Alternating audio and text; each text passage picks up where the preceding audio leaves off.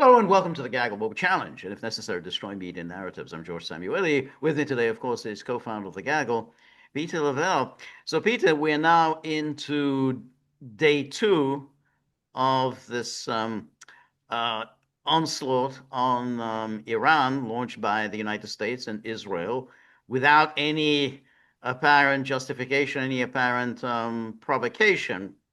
And of course, as yesterday, I think what's really going on is quite murky.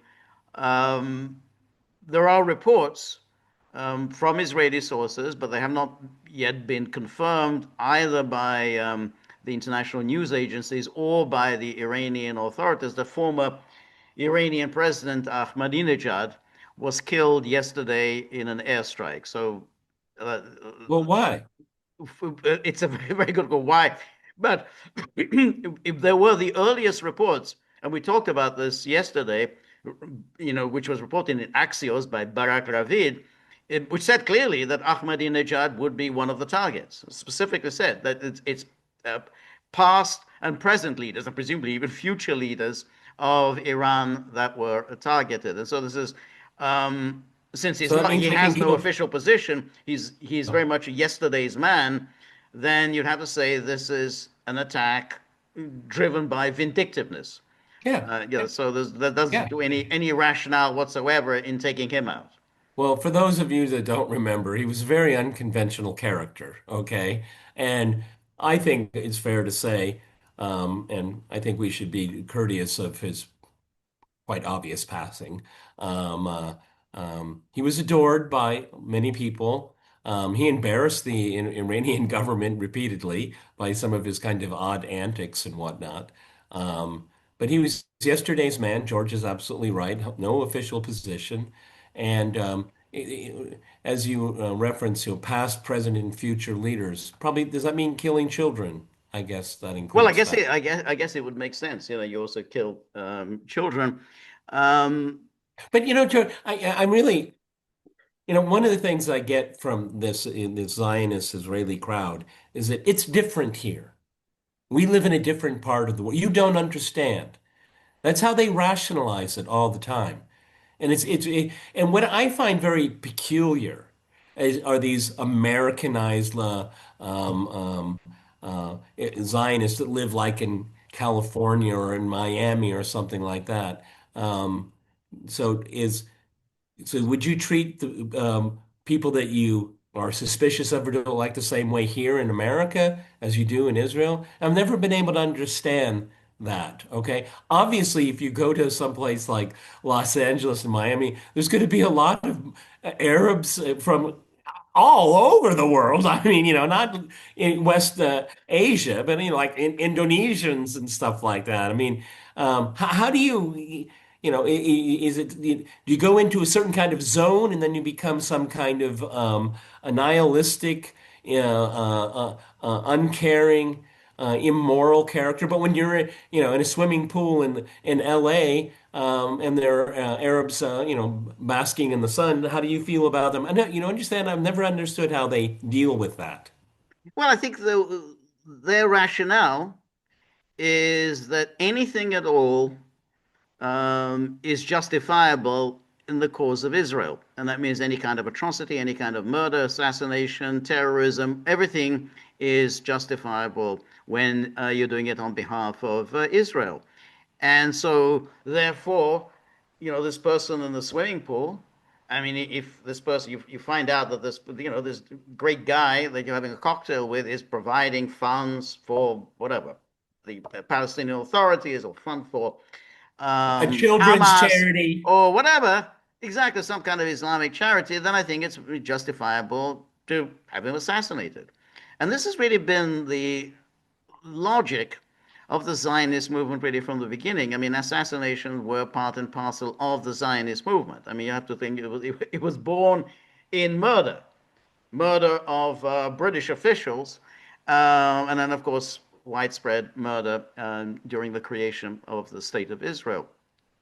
But now, for some reason, which we still don't fully understand, but maybe we'll come to understand, the United States under Donald Trump has embraced the cause of Israel, the cause of the most like an fanatical Israeli. Zionism, as its own.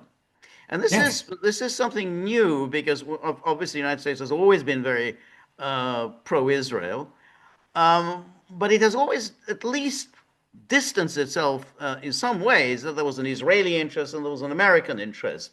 Now it's the Israeli interest is entirely America's interest because it's very hard to understand exactly what went into Trump's decision to launch this attack on Iran when Iran posed no threat whatsoever to the United States. But The only theoretical threat, and it's again theoretical, is one that he posed to Israel. So this was entirely an Israeli conceived venture that the United States has embarked on.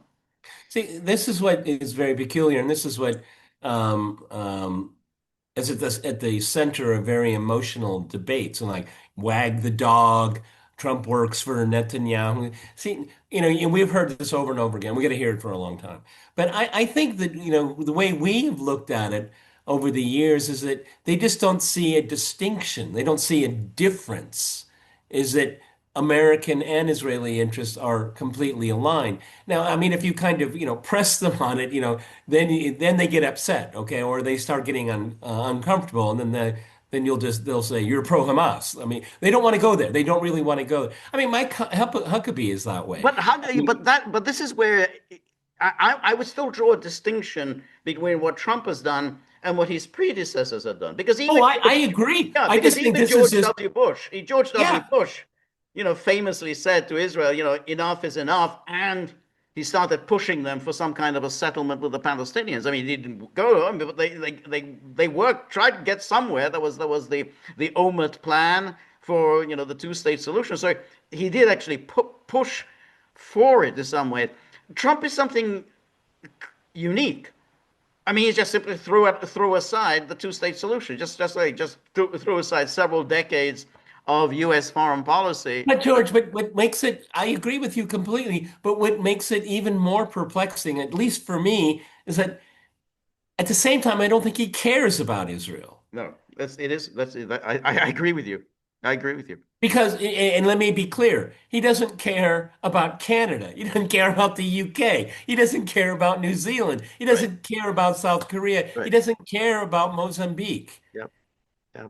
I He agree. doesn't care. Yeah, yeah. I That's agree. what makes Yeah. it so. So bizarre. The whole thing just seems so bizarre because he's a man who's now 80 years old. He lived for many many years, and he had never been a particularly ardent fan of Israel. Just that's just not part of his DNA. What, George, you and I remember him in the 70s and the 80s. What Yeah, was his issue? yeah. He was law and order. That was his. He wanted. And in foreign policy, In foreign policy, that was the trade balance. China, China. Yeah, that's it. The trade balance. That was it in terms of foreign policy. But what he became famous for was New York, and crime in New York, revival of New York, and that's what he was associated with. But he was never associated with any passionate support for Israel. So, But having said that, see, this is why words count. Is that? But he rubs shoulders with New York Jews oh yeah, morning, noon, and night. yes, he did. Yeah, yeah, yeah. That's right. Um, so now that they've where they launched this attack, um, and it was preceded as the last June's attack by a decapitation strike. So they took out Iran's key leaders. I mean, obviously, we had the supreme leader Khamenei was killed, but a number of key military and intelligence leaders were killed. Were meeting. Um, the CIA got information about this meeting. Not a good idea to, in those circumstances when they must had to have known United States and Israel are about to launch an attack. Not a good idea to have all these people in the same Well, room. George, it was brought up earlier when we were talking with Mark. Um, you have to explain to me, as someone that is open, okay, to understanding every dimension, all points of view here, is that you knew you were heavily infiltrated by Mossad and other foreign intelligence agency, and it happened again? It happened again. Yeah, Huh? exactly. Because that's what happened last June. Huh? Also, decapitation strike. And so in the particular circumstance, I mean, in other words, everybody's watching, And waiting. the supreme Now, leader. yeah, the supreme leader, got to get him, hide him somewhere, make sure that you don't get everybody in the same room. I mean, it's just I mean, George, pretty at this basic. point, George, at this point, you're writing out in your own hand, putting it in Right, an envelope and say, right. deliver it. Exactly, exactly. I mean, that seems to be very basic. I mean, to lose your defense minister, your army chief of staff, the head of the IRGC, the national security advisor, all on the same day, that's kind of sloppy, and that doesn't inspire a great deal of confidence. Now, you have to then think about, here's the United States, Israel, United States and Israel together, and then you've got Iran. First of all, what exactly is United States and Israel trying to accomplish? And then we can get on to what is Iran trying to accomplish. So first of all, what is the United States and Israel trying to Well, I accomplish? mean, it's quite obvious. Um, uh, um, the issue that subsumes all is regime change. And as I keep asking, what does that really mean? Okay, it's a nice catchphrase. Um, let's look at a recent possible equivalent. Venezuela. Well, that wasn't regime change. Okay. You can't capture the supreme leader now because you killed him. So I don't know. Right, I think obviously if they had their wish list, they would have the entire infrastructure of the state cease to function. Maybe not to right, exist, but right, to function. right. Okay. Because then you want to be able to refunction it in your in the way that you want to move forward. So I don't know what that is. Obviously, I think what the most important burning issue is that the Israelis particularly and the Americans in general realize the 12-day war is that Iran has closed the gap, okay? Is that Iran actually has meaningful deterrence and that they're running out of time, okay? Right. Again, and then we go through the litany, we have a president to be willing to do it and all of these things. So I think that, that's what the window is there. But I keep pushing and I'm going to keep doing it until I get an understanding of what does regime change mean Well, this here? is what it is, and that's why it's very important to understand. Is first of all the goal to create chaos? In other words, have the state disintegrate. A la Libya, the way Libya just disintegrated, and Iran is much bigger, 93 million. It's a huge country, very disparate people. If it disintegrates, it's going to take maybe decades for that state ever to be reconstituted. So that could be one of the goals. Another goal could be, hey, they're going to, try to bring out the mob that they could then take over, which is what Trump envisaged in his video address. Oh well, wait a Bolshevik moment. style.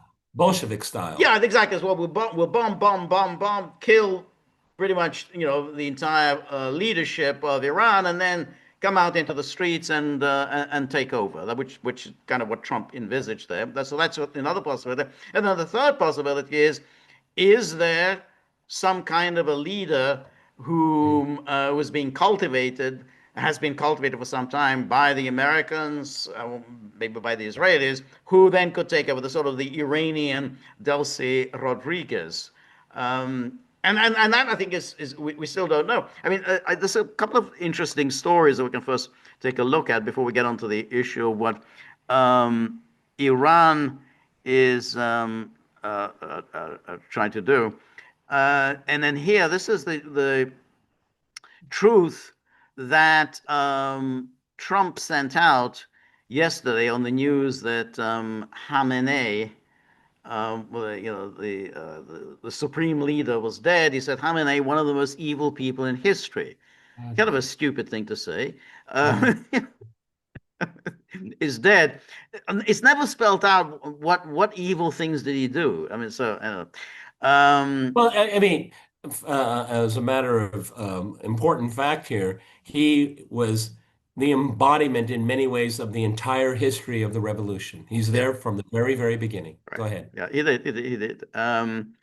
This is not only justice for the people of Iran, but for all great Americans and those people from many countries throughout the world that have been killed or mutilated by Khamenei and his gang of bloodthirsty thugs.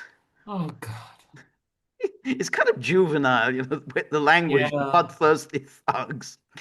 But anyway, he was unable to avoid our intelligence and highly sophisticated tracking system. And working closely with Israel, there was not a thing he or the other leaders that have been killed along with him could do.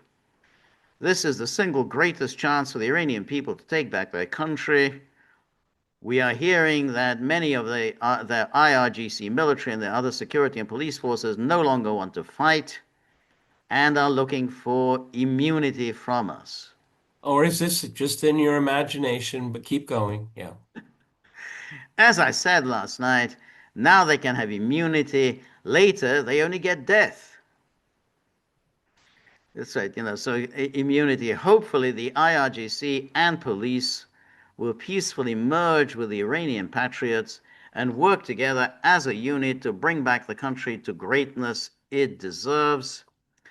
And that process should soon be starting. In that, not only the death of Khamenei, but the country has been in only one day very much destroyed and even obliterated. The heavy and pinpoint bombing, however, will continue uninterrupted throughout the week or as long as necessary to achieve our objective of peace throughout the Middle East and indeed the world. Well, Okay. those The are whole Middle East is boiling with conflict right now. Okay. yes, it is. It's a strange goal to always peace throughout the Middle East, and you're kind of pulverizing it. And exactly, I mean, you've where there was peace, you have now created chaos. I mean, it's just this is just about every part of the Middle East where there had been peace for decades, for generations. Now, they're getting hit on a daily basis. Well, only in our lane can you say the truth. I mean, it's because of the establishment of a settler colonial project called Israel. That's why we Yep. have this. Yeah. Absolutely. Um, because ultimately somebody always has to pay the price. In other words, we're ready to trigger a region-wide war, a world war for the sake of this country. And the Israeli leaders will say, "Fine, yeah, that's right. That's okay." Not only do we get somebody else to fight our wars for us, not only do we get somebody else to pay our bills for reconstruction. I mean, Israel isn't going to pay for the reconstruction of Gaza. So if it ever is reconstructed, somebody else is going to be paying for it, not That's a really Israel. good point, everybody. If it is ever rebuilt, ever. Yeah, yeah. Good point. Not only that, but inflicting a world war on everyone else. All these Gulf states. Where all they ever did in those Gulf states is they just made money. They didn't do anything. It was just making money. They Now they're make not it making in money anymore. and they love to show how they spend it. Um, anyway, so then this is the person who is being spoken about as the possible Delcy Rodriguez. I'm not. This is just simply people like Barack Ravid talking about it. So we don't know anything, but it's very interesting. He's the one who's been selected as a kind of key figure there. He's not one of the clerics. He's not a cleric. He Oh, deals with well, national security.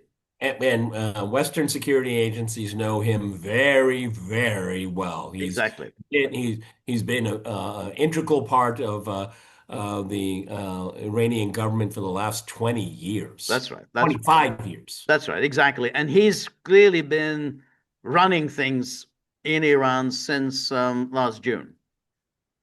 And I think appointed to that position by Khamenei. Khamenei wanted him essentially to be in charge of national security. So, pushing aside the Pezeshkian, the president. Yesterday, Iran fired missiles at the United States and Israel, and they did hurt. Today, we will hit them with a force that they have never experienced before. So he sent Okay, this tweet. as we're speaking right now, that hasn't happened. That Okay. hasn't happened. So that's the tweet he sent out, and then Trump responding to this said Iran just stated that they're going to hit very hard today, harder than they have ever hit before. They better not do that, however, because if they do, we will hit them with a force that has never been seen before. It sounds like a huge pissing match, doesn't Thank you for your attention to this matter. You're welcome. Anyway, so that's this the Larijani, and then here is Axios again. This guy Barak Ravid, who managed to get a conversation yesterday with Trump. Short conversation, it was only 5 minutes, but apparently Trump put forward a couple of his options. And he says President Trump told Axios on Saturday that he has several off ramps from Operation Epic Fury. And then he quotes him. This is Trump speaking. I can go long and take over the whole thing, or end it in 2 or 3 days and tell the Iranians, see you again in a few years if you start rebuilding your nuclear and missile programs. Trump said in a 5 minute phone interview. In any case, it will take them several years to recover from this attack. He Okay, predicted. but What do you make of this? I find this kind of baffling. I find it baffling, and I'm sorry. I think Trump is looking for an off ramp. That's what it sounds like. I mean, I agree. Well, That's what okay. it, that's Well, what it again, sounds like. George, we And that's go why I'm back to thinking about the Larijani option, whether they can just simply work something out. I don't know, but whether that's the option that they're looking for. Say, hey, we got well, rid of Khamenei. He's dead. He's the source of all evil. But we can work with someone else. is Laranjani running things right now? We don't know. We don't know. We simply don't know.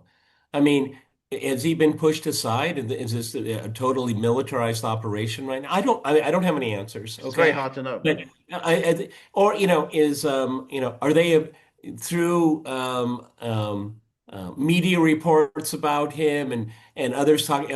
Are they sending him a signal? They Right. say we're signaling to you. We want to talk to you. Okay, I don't know. I mean, but I find it I because of the phrase regime change, it hasn't It happened. hasn't happened. Okay, Yep. so and then depending on who you want to listen to, the United States has a week, 2 weeks, a couple of 3 weeks where it can continue this sustained attack, not going up the escalation ladder to nuclear, but anything below it. Um, and I think that's why Trump is saying, or maybe they're thinking, hey, we did our best shot. I mean, we're not going to get what we want, so I'm going to let them have an off ramp. He's trying to let himself out of the trap that he's put himself into, Well, I think so, which and I think is very unsatisfactory. I think so, but that's why I think the way he frames this, well, end it in 2 or 3 days, and then he say, see you again in a few years if you start rebuilding your nuclear missile programs. That definitely sounds like he wants to call it off within the Yeah, next 48, 72 hours. and they have And then, enough. but he can still walk away. He can walk away. Exactly, Say, George. okay, we got rid of Khamenei. That's all I wanted. I just wanted Khamenei to go. I mean, and then whoever takes over, Larijani or whatever, we can work with you, and then work at the same deal that they had on the table in Geneva. Yes, That's an because option. I'm not saying that's what's going to happen, no, but but I think they're onto something. Trump can do that and say, oh yeah, we'll sign this deal. The main thing is Khamenei's gone. Yeah, I got my Maduro scalp. I Right. got my Khamenei scalp. Okay, and look, that's he's looking for trophies right now. Right. Okay, Now, is he in a position to do that? Even if he wanted to, would it be that easy to turn this around? Not really. No, I don't. I I don't. don't know. I don't I know. think it's going to be. It's not that easy. He can, of course. I mean, he can absolutely cut off Mark Levin and the rest of them who are baying for blood and they want this prolonged war and a total destruction of Iran. He can tell Levin, "Hey, I'm the president," and that's all there is to it. I know we had kind of a slight disagreement earlier on whether Iran would take such a deal. I tend to think Iran would. I think that I don't yes, know. it's not very satisfying. But on the other hand, you don't want to you never want to go on with a war. It's always very dangerous I and it can be agree. very destructive and devastating. George is so absolutely right. When people study wars, and particularly if it's popularized, but at the end of the day, if there is a chance and that's why Zelensky will go down as one of the biggest fools in history, Absolutely. because he had a chance You had to a avoid chance, several the chances. worst. Yeah, yeah. But there are other elements. Who are the decision makers? Is Trump the decision maker right now? Once you start what did Alistair Cook, how did he put it? He said in August, in September of 1914, when the troops are put on the train and they're going to the front, and he said, but there were no train lines to go back. It Right. just once it starts, Once it starts, you're exactly. rolling in one That's direction right. here. That's right. And all of the attempts, and there were many attempts. There was a lot of active diplomacy throughout World War One. They never got anywhere. Throughout 1915, 1916, 1917, very extensive diplomacy. Woodrow Wilson was engaging in extensive diplomacy to try to bring this war What to was an the end. peace ship? It came from The peace, Colonel House. He sent Colonel Colonel House House. to work out something. Try to get, hey, what will you settle for? What will you settle for? And then let's find in middle ground. And they could never find that middle ground.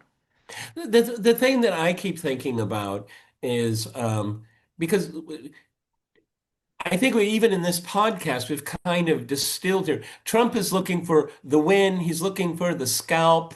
I have achieved the goal. I want, he'll change his mind what the goal was, but I've achieved my goal.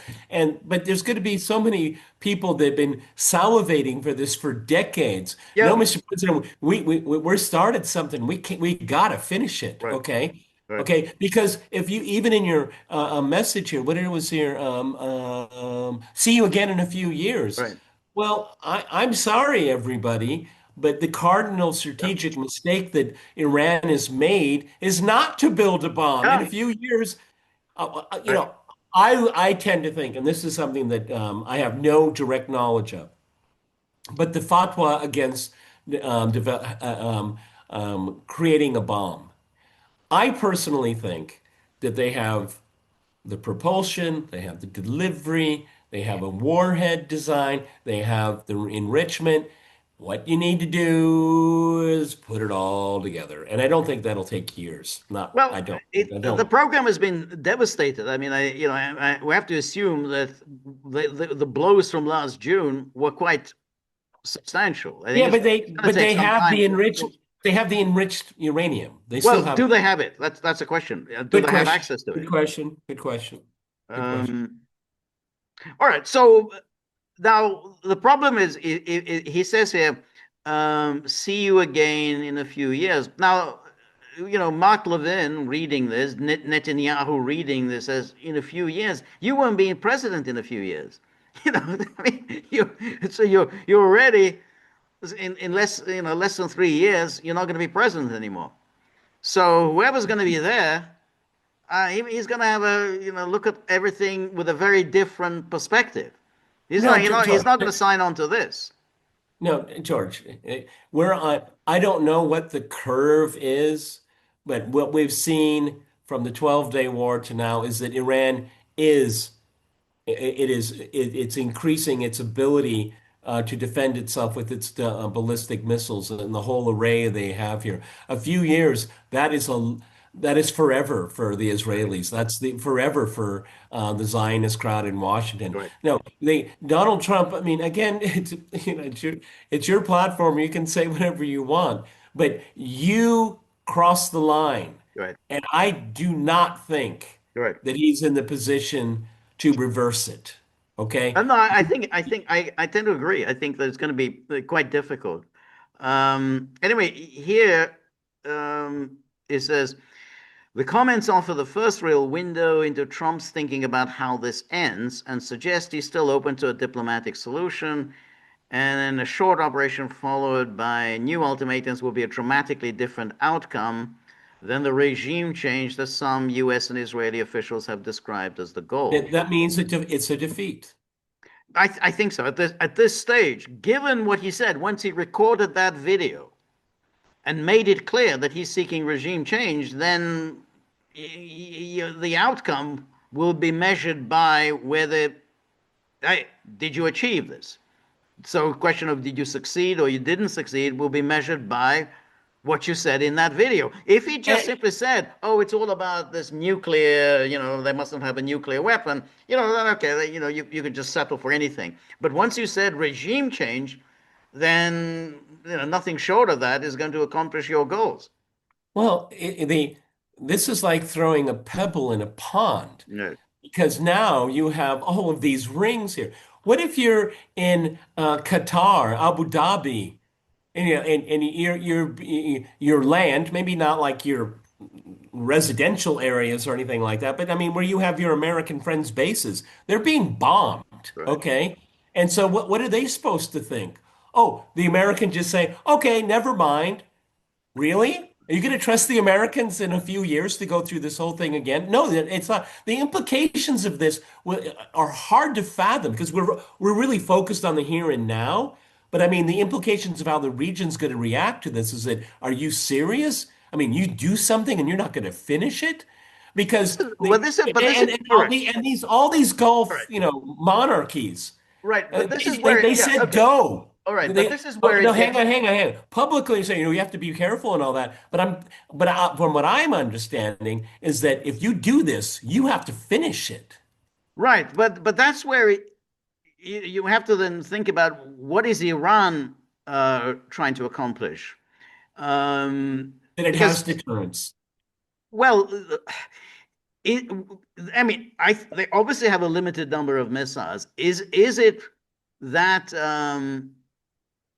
what exactly do they achieve by hitting Bahrain? What do they achieve by hitting Oman, Yeah, Kuwait? you really want to have relations with the Americans? You really? Is that Well, really that's something an yes. option? I mean, that's obviously what they do, but nonetheless, they will obviously continue to have relations with the Americans. I mean, I can see the certain logic of that, but my point is that if you have a limited number of missiles, you want to hold them and use them really Well, fruitfully. And I therefore, think I would use them to hit Israel. I would use them to hit, actually directly hit American, whatever, aircraft carriers or whatever military facilities are in the neighborhood. I'm not sure it's such a great idea antagonizing all the Gulf states who well, basically George. who basically just want to stay out of this. I mean, they just don't want to get involved in it. George, that's exactly what the Iranian foreign minister has been trying to explain to the neighborhood all day today. Right. I watched it. It was very, very long, okay? And he's trying to make his case. I think, you could say, yeah, I kind of understand your case, but then George, I agree with George, is that, we don't like being hit, okay? And you're saying you don't really want to, I really don't want to do this, but I'm going to do it. That never is a very strong Right. Right. Right. arguing So yeah. position here. Uh, But I mean, George, you said it again, and I think it's the biggest variable in all of this. How many missiles do they have? well, that's right. And we don't know. No. But one thing that I would, from a common sense point of view, that's the only thing you got.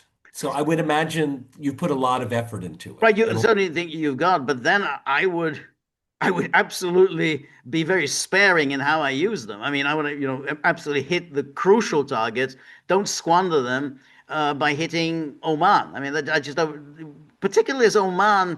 had actually been involved in the negotiations. And They're yeah, maybe the only good guys in all right, of right. yeah. So that's why to me that just seems to be a waste of military. I see your point, but I can see the point that the Iranians are Right, making because this goes back to, what George and I have talked about for over 4 years now, is that Trump wants a deal. The Russians want a system. And I think this applies to Iran as well. They don't want a deal. They want right, something that is going to be recognized and legitimized by everybody. right, right, Okay? right, Because just like we have been saying for years, the Russians are not interested in a ceasefire because they want to do this all over again in 5 years. right. Iran is in the same position. Right. No, that's right. But Iran's problem though is it's facing a much stronger adversary. I mean, it's got the United States and Israel both against them, two very serious military powers, and there's no one batting for Iran. I mean, Iran's on its own. There's no, it's getting a little bit of assistance from Russia, but basically you're on your own. So in those circumstances, there's always going to be you're always going to be thinking, yes, you don't want to do this again in 5 years. On the other hand, you could use those 5 years to build up your strength so that in 5 years' time, hey, you'll be in a much stronger position than you are Okay, now. okay. For the sake of argument, taking your position, yeah, why not? We survived. We won. We're still standing. Well, that's definite. But I mean, obviously, there's so much that we don't know. Will there come a point when Iran really doesn't have any means of defending itself, and then it's just going to be a turkey shoot, and the United States and Israel can just simply boom hit Iran at will without any kind of a Again, that goes countervailing back to force. that's just the wild card in all of this. Okay. Right. Obviously, all sides in the conflict, particularly at this very early stage, is going to show that they have the strength, the fortitude to go forward. We don't know what's really going on No, we behind don't. the We scenes. don't. We We don't know have what no idea we have no whatsoever. idea the military capabilities. But I'm just like thinking about in 1999 when finally Milosevic signed on to the NATO plan. Pretty much he was told, "We're just going to destroy everything." I mean, they said, "We're just going to pulverize Belgrade," and there's no one who's going to come to your assistance. No one's going to save Belgrade. And I think if you're a leader of Serbia say, well, I better take the deal because I don't want to be the leader who presides over the complete destruction of a historic city And they're like going to Belgrade. kill you And anyway. they're going to kill me exactly. So that obviously that's it's going to be part of the calculation. Anyway, here is a more on this reorganization of the government. This is from the New York Times. Iran's top national security official said that an interim council will be formed on Sunday to rule the country. And then, in comments carried by Iranian state media, Ali Larijani, security official, said the president, the head of the judiciary, and a member of the Council of the Guardians, a powerful group of jurists, would temporarily govern until a new leader was chosen. The move suggested the Islamic Republic was keen to project a sense of continuity after the death of its longtime ruler. Before he was killed, Khamenei had delegated much of the running of the country to Mr. Larijani, a veteran politician, former commander of the IRGC.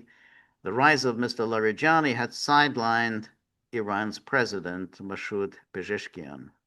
Yeah, yeah.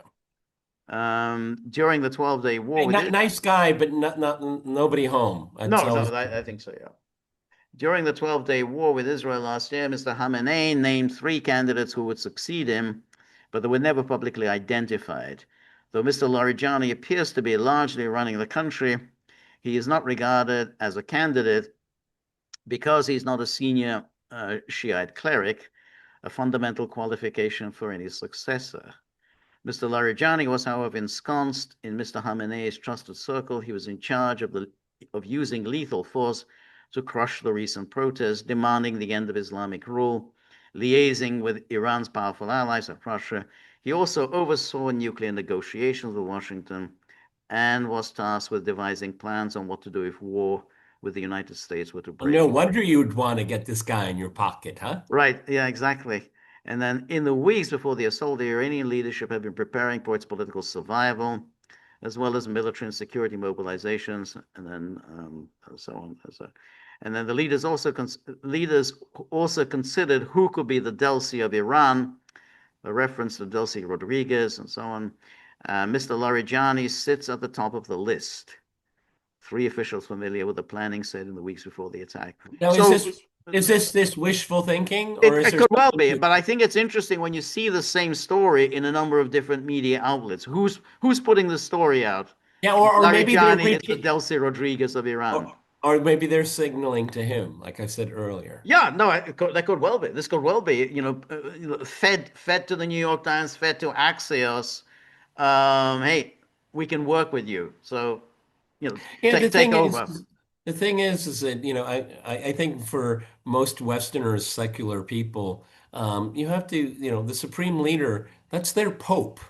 All right. And he's a pretty important figure in their world, okay? And not just in Iran, okay? For the Shia all around the Right. world. So this That's is, I just think this is just so catastrophically stupid well, to it do. is. But on the other hand, it may be that Iran will say, well, we should move more to a Western model of a separation between Well, church. I don't think they're going to be thinking that way right now. Maybe down the Right, but line. there may be people like Larijani, who were thinking that it's, the West, that was quite a shrewd move on the part of the West to separate church and state. It was never a good idea to keep them united. So, church, Iran isn't Yeah, there but I yet, mean, obviously, but it may be.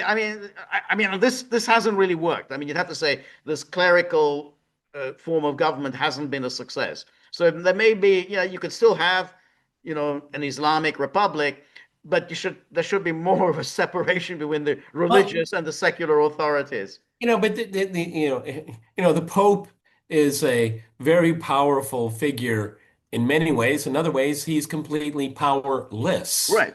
Okay, and maybe we should apply that to Iran as well. From what I understand, military and security stuff was not really the purview of the supreme leader. Okay, it was done by others. I don't know. I don't know. I don't know. Okay. I'm not sure. I think he did preside over pretty much most things. I think he was. I mean, obviously there were, they had certain autonomy, but he was the man who made all the key decisions. I mean, he's the guy who made the decision about the fatwa, the fatwa against nuclear weapons, and everyone had to abide by that. So I think he did have ultimate say on everything. So, and I don't think it's worked well for Well, Iran. I don't think we're going to resolve anything on this at this point, but I would suggest to everyone to go watch Max Blumenthal's visit to Iran. It's very, very interesting. And I think Max did a bang up job because he talks to a lot of different people. And you know what? There are just a lot of different opinions in Right. Iran about just about everything. Okay. So I think now being under very, very cruel and probably very effective foreign assault. I think these are not the most pressing issues right now. Okay, No, I no, there hope is. for maybe Western policy. This is our moment, but I don't think that's the way things are Well, playing out there. except that if this is the condition under which this could come to an end, if you can present to Trump that it's still going to be the Islamic Republic of Iran, but we'll have more of a kind of Western style separation of church and state, then you can bring it to an end. I mean, you can say, oh yeah, all right, well, we're not having clerics running the country anymore. It's going to be much more along the lines of the kind of the Western form of government.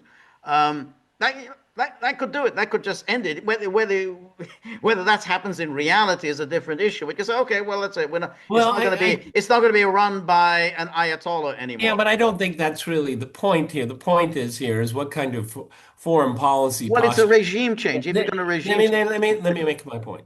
I think really is what it obviously front and center here is the foreign policy posture of any government in Iran towards Israel. correct. That's what it's all That's not about. going to change. I don't see how that's Well, going to. then, okay, okay.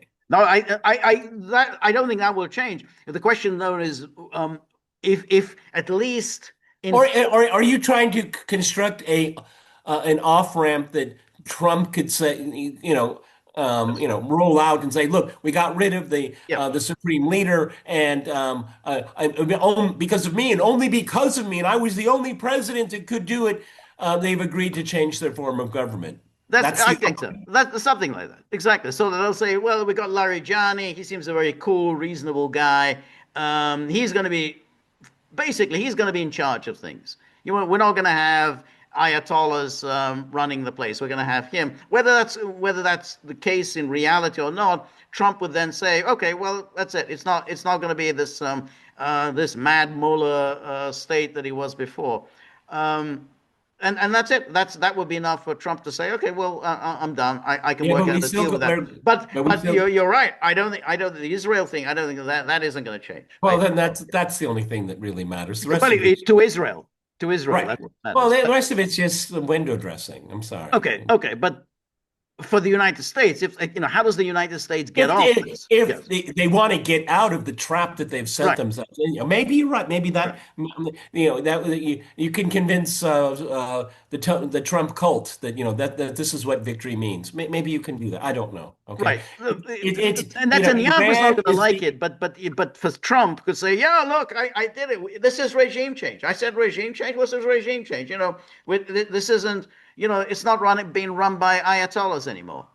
yeah. I don't think it's going to It's work not for going to either. fly with Levin, not going to fly with Bibi.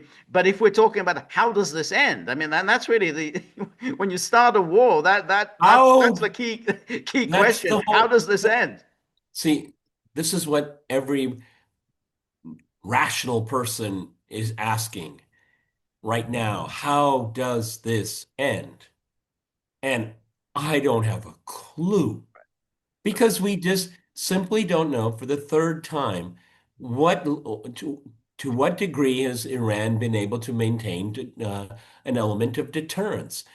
After today, is it down 1%, Mm, 50%, right, we don't know. 60%? We don't know. No, we don't. We have no idea.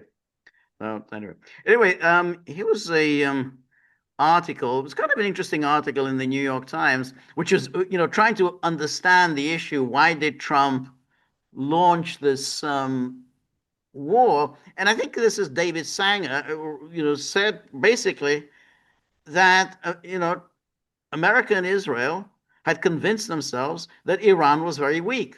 Not because they felt there was any threat from Iran. They thought Iran is now so weak that we can defeat them. Push. Yeah. Exactly. That was and I think that I think is very I plausible. think there Yeah, that was that's what I think they that convinced themselves that we yeah. got a moment. Assad's gone, Hezbollah's gone, and they can see Cuba that's going to go. So all of this array of the axis of resistance, every bit of it is disintegrating. That's the moment to hit Iran. So I actually think that was their calculation. That probably is the most reasonable explanation out there. Right. So here was a Attempt regime change. Is it possible? Do you have the capacity? Well, it's possible, and we have the capacity. Then why not? why not? Yeah, that's it.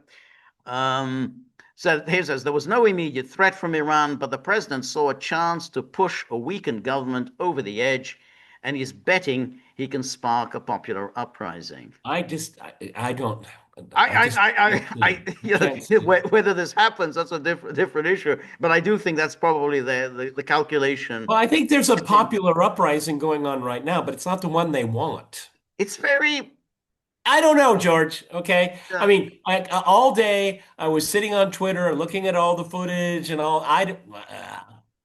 And is the footage from 3 years ago, 3 weeks ago? You never know about any of these things.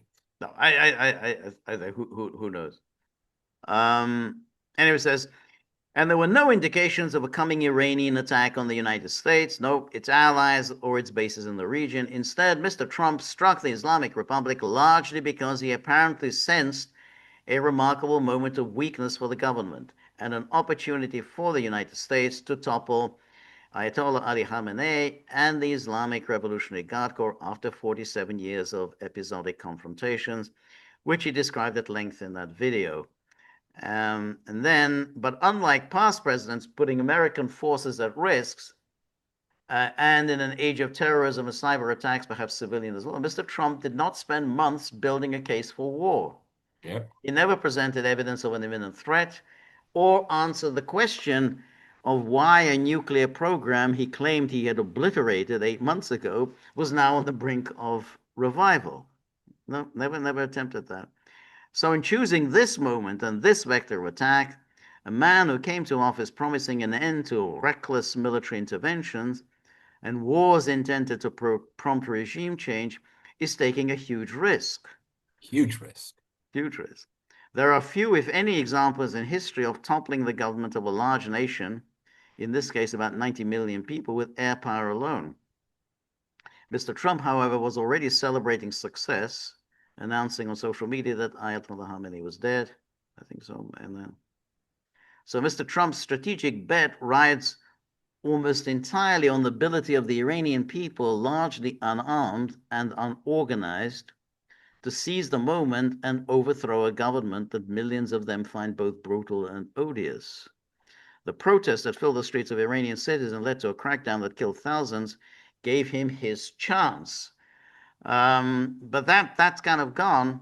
And then anyway, this is a Bloomberg article, discussing this very issue of interceptors and missiles, which we discussed today. Iran's missile barrage tests whether the U.S. has enough interceptors. And it says the ability of the U.S., Israel, and Gulf Arab states to weather Iran's retaliatory strikes will depend on how many missile interceptors they have, and stocks are most likely dangerously low after intense combat with the Islamic Republic last year. Tehran's main means of offensive operations is long-range attacks with ballistic missiles, cruise missiles, and drones, all of which it launched after Israeli strikes in June. And defending against such weapons requires an even bigger number of interceptors. Typical military doctrine calls for firing 2 or 3 at each incoming target to maximize the chances of hitting it. Stocks of missile interceptors could be in danger of running low within days if the intensity of current Iranian attacks persists, according to a person. And then here they're quoting someone from the Stimson Center. Missile interceptors are a big concern, particularly anti-ballistic interceptors. We are using these interceptors faster than we can You make can them. make them. And a lot of them have actually been given to Ukraine. So, this is kind of what's happened Well, when it's you're trying isn't to it kind of fight a number of wars at the same time. isn't it, it's kind of it's a I don't know if there's even awareness, but this is a kind of inverted form of projection. I mean, the United States is at its weakest point in many ways as well, because it has expended so much of its arsenal Mm, and ordnance to yeah, Ukraine. right. So it's very unclear. No, it's very unclear. We don't know exactly I what's like going I on. said like I said earlier, and this is just my gut here, and for the umpteenth time, I'm not a military person, and I never present myself as one. But my sense is, George, if this doesn't come to some kind of resolution, and I have no idea what that means at this moment, if there isn't one within a week or so, then we're going to go. This could be a very long, protracted, and That nasty. very, very, very nice. And that's of course it does raise very interesting um, issues because um, he's now taken this risk. And if that is the case, that basically America wasn't prepared, that you haven't made all the preparations necessary for what would have been a very difficult, protracted war, then it's on him. And you never want to start a war for which you are unprepared. That's a cardinal sin. Well, not even And a then war. you have to think. Not we're not talking just about the problems with his own base. Not only with the Democrats, because the Democrats are salivating that he's given them such an opening. I can't believe that he gave them such an opening. They can seize the anti-war issue from the Republicans who have been with Trump. They've been running on it now for 3 elections. They can seize it. Um, they're kind of smelling a landslide in 2028 along the lines of Obama's landslide in 2008. So he's got a number of serious problems there, including from within his own people. They might say, "Hey, this George, guy is not fit to be leader." Donald Trump single-handedly is resurrecting the Democratic Party. Yeah, absolutely. You saw the message issued by Kamala Harris. This is a war American people do not want. We do not want this war with Iran. That's the kind of thing Trump was saying a decade ago. You Kamala know, Harris now suddenly she seems the reasonable, responsible person. it's so interesting. You think of you said a war that you're not prepared for. What about a war that you are prepared for, but you can't fight? And Lyndon Johnson, look what it did to him. Look It at how it destroyed him. destroyed his presidency. And it was so destructive for him because he had an enormous ego, just in a different way. And he lost the war, he lost the election, he lost his legacy, and it killed him quite Oh, literally literally. shortly after he left office. It's very interesting that so unpopular was he. So unpopular had Johnson become by 1968. Not only did he drop out after New Hampshire, he didn't even attend his party's Yeah.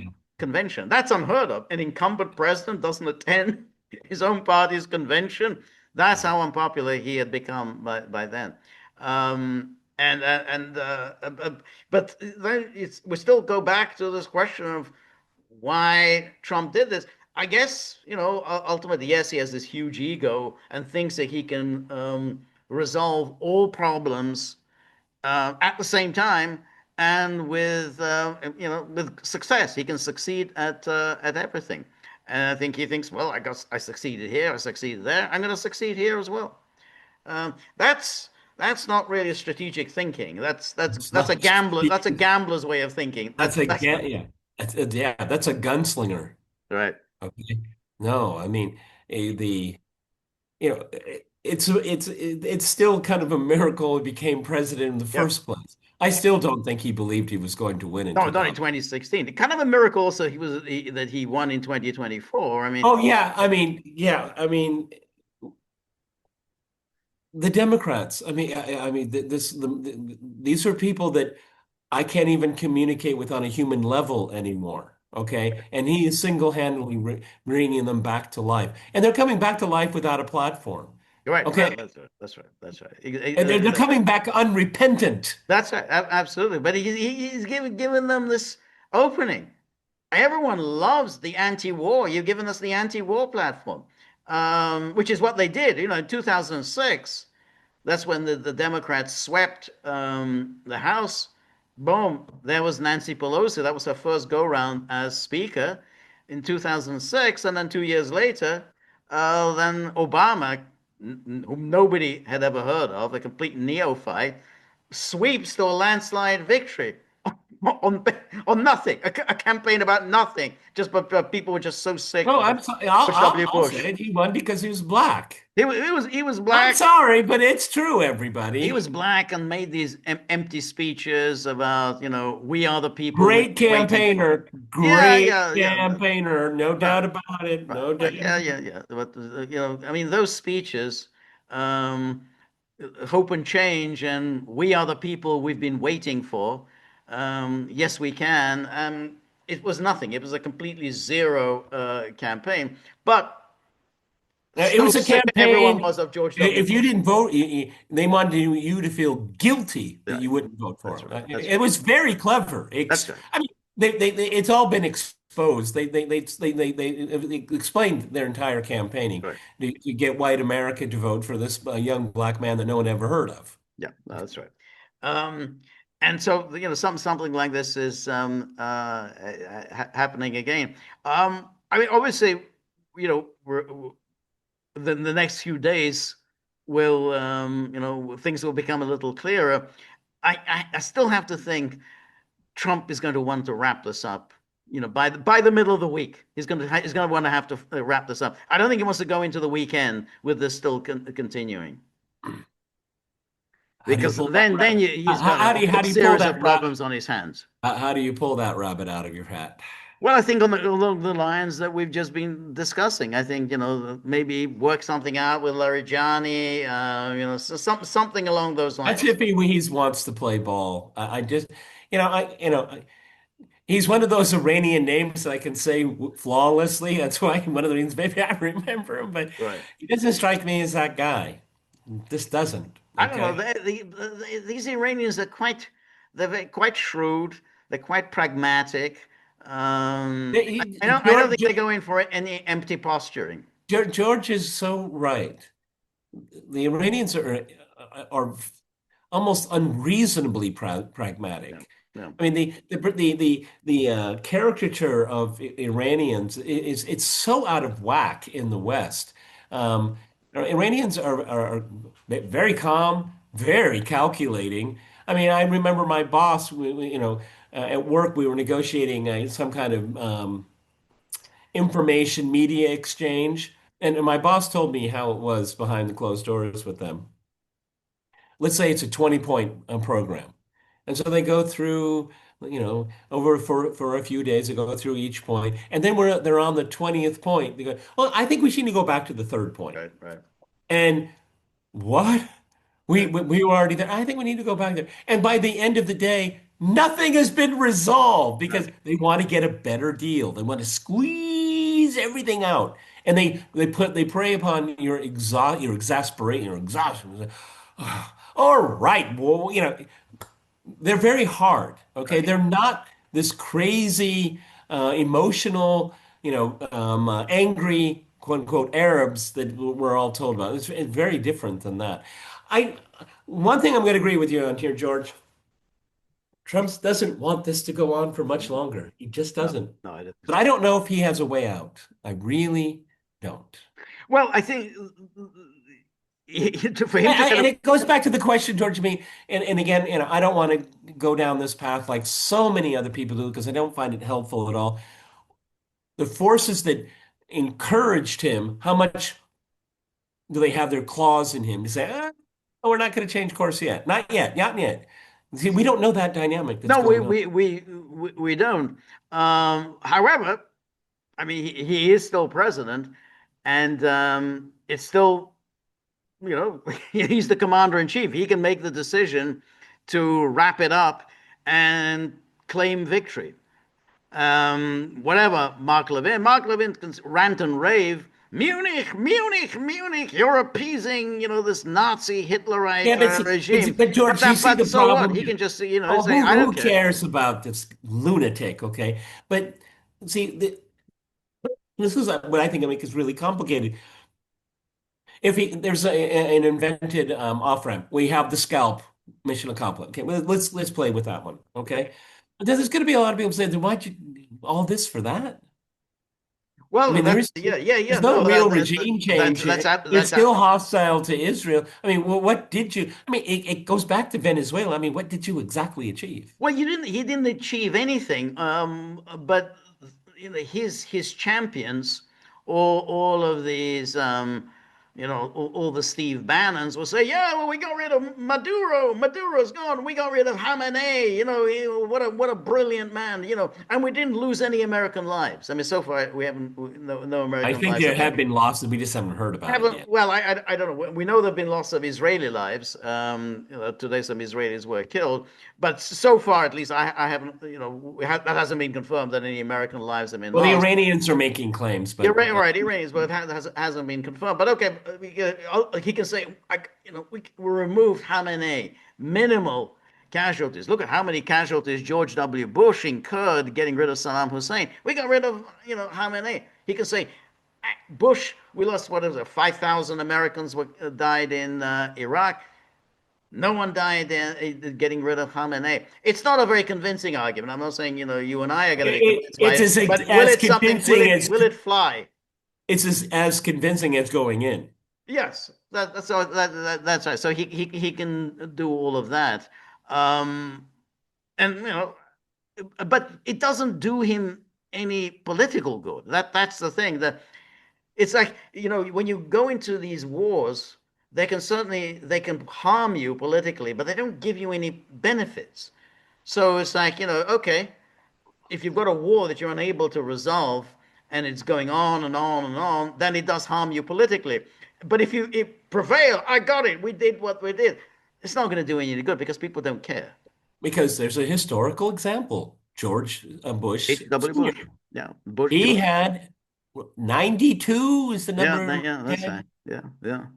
and then he was bumped off. Okay, That's yeah, right. George is absolutely right. There's only downside, upside. I mean, okay, you got a scalp, but in November, No, no one's going to be no, no, talking about no. that. That's right then. And what he didn't realize, which is that American people did not care about liberation of Kuwait. They have no idea even where Kuwait is. Absolutely, they would never have found Kuwait on the map. So they didn't care about that. They did care about the deal that led to him raising taxes when he had said he would never raise Read, taxes. read my lips. That's right. That's the one thing everyone always remembered about him. In 1988, says, "Read my lips, no new taxes," and there he was. He raised taxes, and that's it. He was done. So, these are all this kind of the idea that you could win a war and then that you can translate that into popularity at home. No, Oh, it's look, a fool's look what errand. happened to Winston Churchill. Exactly. That's the classic example. Classic example. Churchill, in those days, Poles were very unsophisticated. Churchill was expecting to win that 1945 election. That just shows how out of touch he was. He was actually expecting to win that election. So not only did he lose, but he lost by one of the biggest landslides ever. So he was completely misread the mood of the public.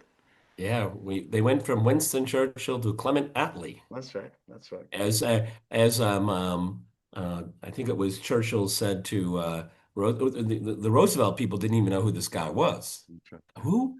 Yeah, yeah, He that's right. said there's less there than meets the eye. Yeah, That's that's what right. that's That's what right. apparently there's less there Right. than meets the eye. A sheep in sheep's clothing. I think he put it. Yeah, no, that's right. There You he know, was. He was just but sitting there as a deputy prime minister. No one for paid any me, attention. this whole thing, this whole exercise is the most blunderous thing I've ever seen in my life. And the Iraq War was a huge blunder. It was a But huge. It was a huge. but you know what? You know what? George and I were just reminiscing about this a couple of days. So the run up to the war in 2003 is like yesterday to me. Yeah, And and the older you get, the faster time passes. Okay. right, right. And but I remember the drumbeat. They got anybody that was anybody on the Sunday shows. Okay. I mean, it was pumping, pumping, pumping.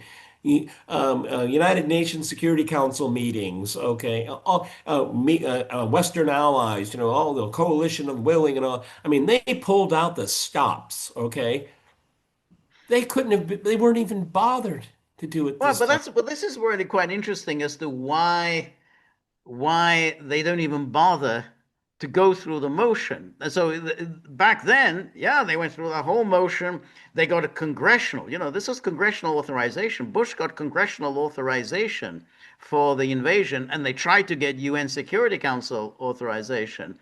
And there were obviously the big propaganda mounted in the media, and why no one even bothers with that. And I do think that at that time there was still some remnant of the Vietnam syndrome, and the Good Americans are point. still a little wary of Good yet point. another kind of open-ended commitment. So you had to dot your I's and cross your T's because you didn't want to do another Vietnam.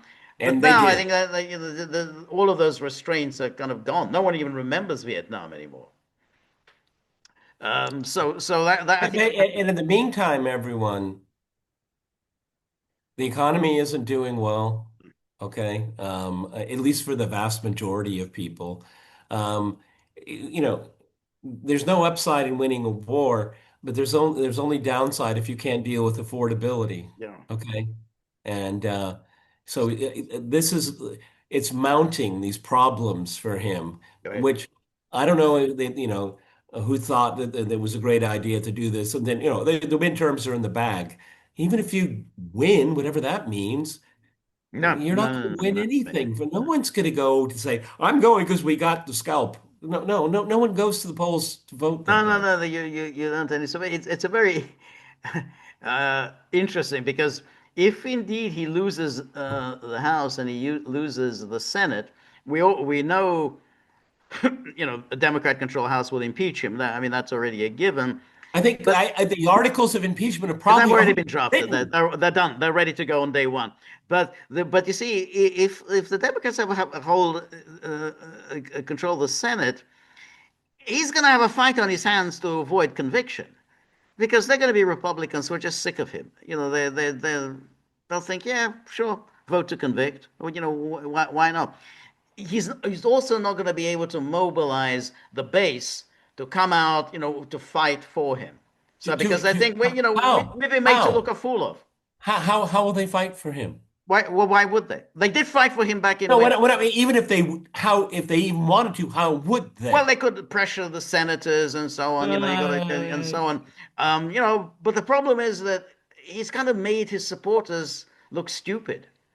And if he's made them look stupid, that no one appreciates being made to look stupid. So it's likely that the support for him will be quite muted. And if the support for him are quite muted, then those Republican senators who have never liked him, why wouldn't they vote to convict? Oh, well, well, George, you're absolutely right because that's the difference between the old guard of the GOP and the whatever you want to call the MAGA movement. Now, the MAGA movement came about because of that leadership of the Right, GOP. right, right. Okay, and if Trump loses his cultist following here, they will enact revenge on this guy Yeah. because he has mucked up the works for 10 years Yes, for them. that's right. Exactly, exactly. So that's why, they only have to get 67 votes to convict. Should the Democrats will already have, maybe, if they get a majority, 51, 52, 53 votes, they only have to pick off, 14 senators. It's doable. So he could be facing Actually, he could be facing some serious peril. Actually, that would be a lot of Republicans would be motivated for electoral reasons to Right, just do that, get rid of him.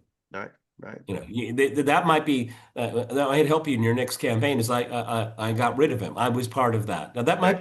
that might be a campaign bumper that you can use to your Yeah, advantage. yeah, Because when things start collapsing, then they rapidly collapse. Okay, and so particularly if there's a shellacking, yeah. and there will be. It's to what degree there'll Right. be a shellacking in November. Then he's served his purpose. Let him go. Yeah, I, And I and and and depending on, I think the next week, 10 days, don't dismiss out of hand the Article 25. Yeah, I think so. I think so. Particularly if things really go south, as we were discussing, and it seems like you launch this and you were completely unprepared. Phew, that's a serious one. You never want to start a war for which you're completely unprepared. You haven't done your basic groundwork, and this is a war of choice. absolutely a war of choice. There's no necessity for this. You chose to do this, where while negotiations were taking place, negotiations in which you basically were going to get everything you wanted. But if the New York Times, one of the most pro-war rags Yeah, that has ever existed. I mean, it's just an organ of the national security state. If they're saying, this was your war of choice, I mean, what else do you need to know? I mean, it's already lining up, George. It's yeah. already lining up. Now, who knows? I always try to push back against the pushback. Maybe the Iranian political structure will collapse when we're sleeping tonight, Yeah, George. no, no, well, absolutely. That's a possibility. Absolutely, it's a possibility. Yeah, we don't know exactly what's going on there. So that's definitely a possibility. Just as But Trump, proclaiming victory, and some working out some kind of a deal, saying, "Hey, that's it. I'm calling it a day." That's a possibility. So we don't know all of the factors. I mean, there's a lot of different options, but I think we can say with certainty that anything that goes on through this week into next weekend and it's not unresolved, that is absolute catastrophe for the United States. he won't be able to spin it. Yeah.